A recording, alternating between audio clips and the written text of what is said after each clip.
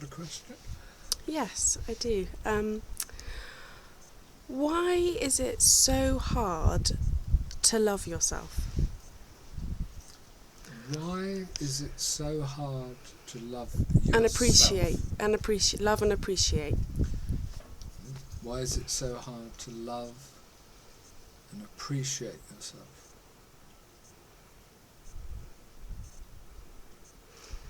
You know, I don't know if you do really. I think that you love yourself as you have been loved.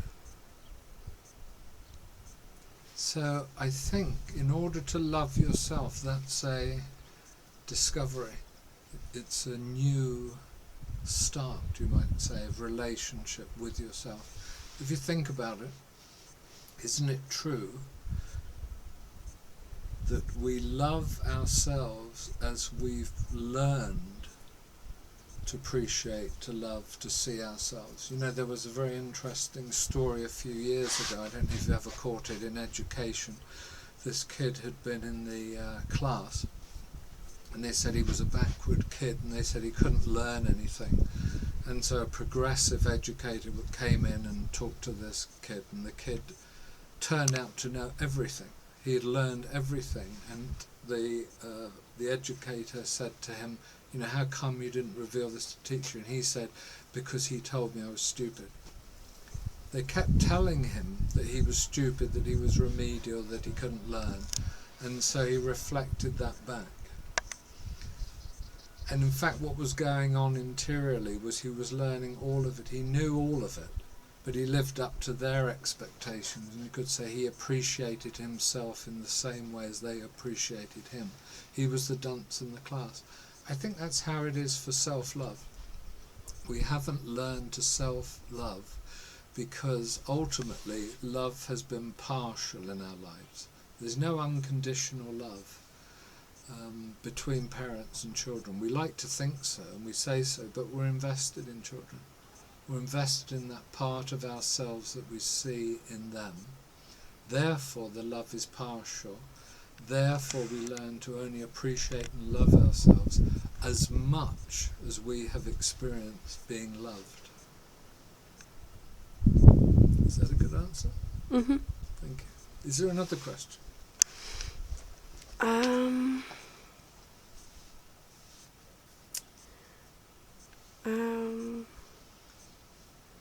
And after it you should pan around on those mountains. Might They're not be great, very aren't they? similar, yeah.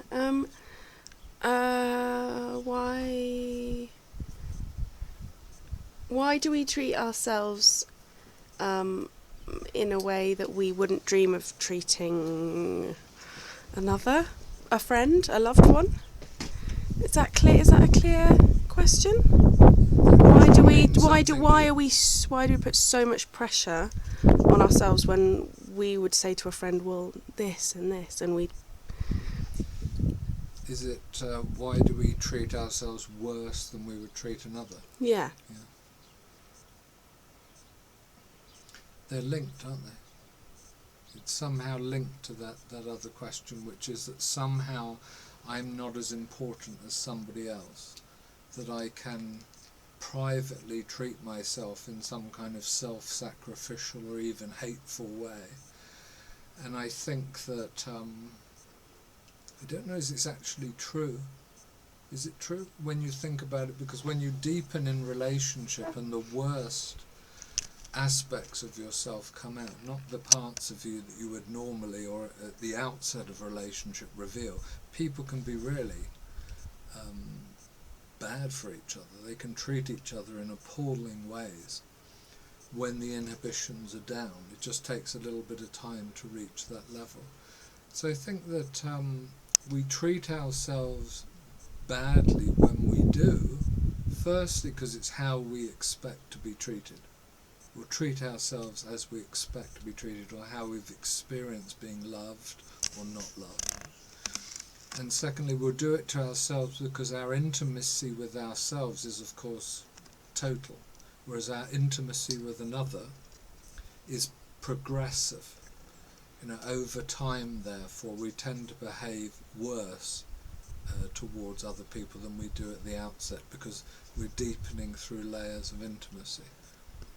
So long as you sustain a relationship, I think all of your bad feeling or bad behaviour will reveal itself. In a sense, I've often said to people in relationship, probably a more intelligent way to start relationship is to reveal the very worst of yourself from the outset, because then you'll see if this thing is going to sustain, if it's going to have any longevity, because in actual fact what you're doing is revealing the best of yourself, only for the worst of yourself to come up a year or something later and ultimately sabotage the relationship. Relationships are quite funny, really, but they reveal who we are.